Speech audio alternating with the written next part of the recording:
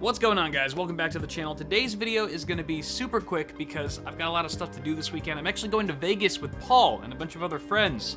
So follow Paul and I on Twitter. We might be posting some crazy pictures of us going wild, you know, like, I don't know, unboxing things in places we shouldn't. We're just rebels like that. But anyway, this is going to be a really quick to the point video. Essentially what we're doing today is a rendering showdown. We're going to be encoding the same Adobe Premiere Pro CS6 project on two different systems. The first one is the Razer Blade Pro, which is from the folks over at Razer, and it features a Core i7-6700 HQ, which is a mobile processor. It also has a GTX 1080 in it, which is a fully fledged desktop variant GPU that's just sandwiched into a very slim form factor. You can go ahead and watch my review on the Razer Blade Pro that I posted a few weeks back if you want more information on that, but today we're going to be pitting that against a desktop equivalent, as close as I could get it, honestly. Once again, I'm using the Ncase M1 that was featured in February's PC of the Month. However, the internals have been swapped out a bit, mainly the CPU cooler and graphics card. So for the graphics card, we actually have a full GTX 1080 that's going to compete with the 1080 that's in the Razer Blade Pro.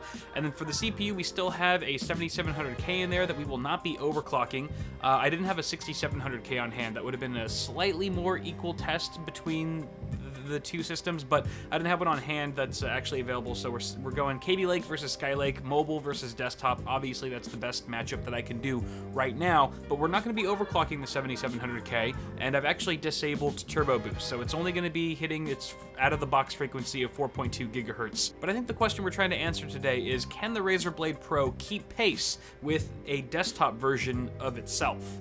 And I say that loosely because, again, mobile CPU versus desktop CPU, that's going to be a huge difference. Memory configurations are slightly different. We've actually got double the RAM capacity on our laptop than we do on our Mini ITX system here. So 32 gigs on the Razer Blade Pro, 16 gigs on the desktop. However, I've only allocated 8 gigs per system for the rendering task within Premiere Pro. It's actually a setting you can adjust within the software, so that'll be even across the board. Everything else will probably have very minimal impact on performance for this particular test, but there you go. Those are that's what we're dealing with here. Obviously, everything is stock frequency on both systems, both CPU and GPU. You can't even overclock anything on the laptop for that matter. So that's all nice and dandy. Drivers, all the latest drivers are installed, as well as Windows 10 64-bit on both systems. So yeah, on that note, let's just go ahead and kick it off with a rendering test with a 4K clip. This is actually a 4K project. This is one of my actual projects that I worked on recently that is about 5 minutes long. It's 4K. We're doing 45 megabits per second as our encoding bitrate, and H.264 and all that jazz. So, without further ado, here is the render test. Begin.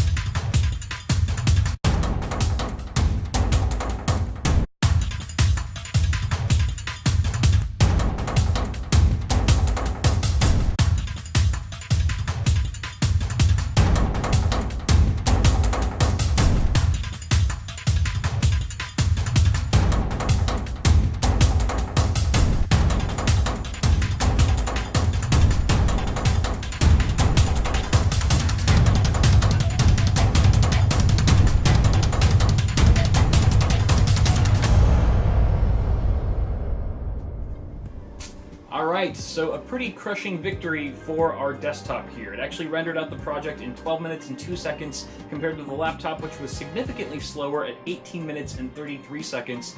To be exact, that's 54% longer of an encoding time than our desktop. So why did this happen, Kyle? Where did things go wrong? Well, nothing really went wrong. I think my original speculation in all this before I started the test is pretty correct in that the CPU differences here between IPCs and speeds is quite drastic. When you're talking about a 6700 HQ, which is a fast mobile chip in its own right, but compare that to a desktop variant Core i7 that's clocked over 4 gigahertz, there really is a huge difference in performance there, especially in a task like rendering, where you're not just taxing the GPU, but the CPU is also being heavily utilized. Now, I would say that the performance gap overall between these systems would probably close quite a bit if we were to throw a gaming test in here at 4K, for example, because at that point, even 2560 by 1440, you're more GPU bound at that point, so the CPU really isn't being taxed at all, and that's not really a limiting factor for the Razer Blade Pro at that point,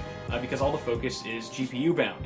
However, when you're talking about rendering, both the CPU and GPU, at least in our case today, are being taxed fairly evenly, and much more evenly so than in a game at 4K, for example. So we were really able to expose any sort of weaknesses or slowdowns with that mobile CPU in our render test today. So another factor to consider here is that laptops are generally way more constrained thermally than desktops are. So the manufacturers of these laptops, like Razer or whoever else is assembling anything, whether it's HP, Dell, whatever, they kind of know this going into it, you know, especially like the gaming laptops in particular. So they might not allow the hardware to ramp up or just go balls to the wall and deliver the utmost performance that they're capable of, because they want to keep things thermally controlled. Whereas a desktop, it's sort of more in the user's hands. The hardware is just allowed to go as fast as it can go, as long as the thermal conditions are in place. So that could have a lot to do with why we saw a bit of a slouch in performance today as well. Now, before I go, I don't want people to watch this video and think, well, there's really no place for the Razer Blade Pro. It's not nearly as fast as a somewhat equivalent desktop solution, so why the hell would you even buy it?